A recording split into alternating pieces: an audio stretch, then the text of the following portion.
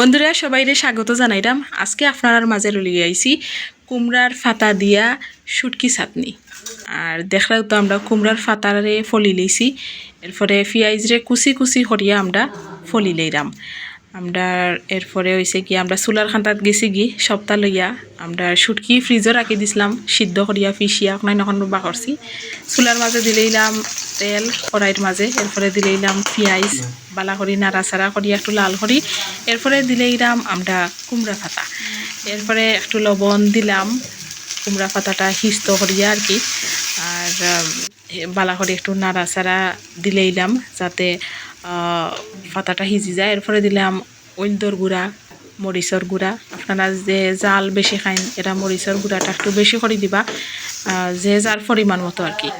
নাড়াচাড়া দিয়ে দেখলানি, এরপরে আমরা শুটকি যে আছিল ফিসা যেটা সিদ্ধ করিয়া পিসিয়া রাখা হয়েছিল ওটা দিলেছি। এখন বালা করিয়া এটা নাড়াচাড়া দিয়া আপনারা বুঝবা ওই গেলেই বুঝবা একটা লাল লাল ভাব আইব।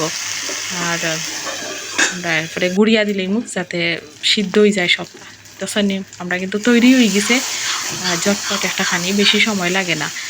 আর আশা করি আপনারা বাসাতে এটা ট্রাই করবা, আপনারা খুব ভালো লাগবো।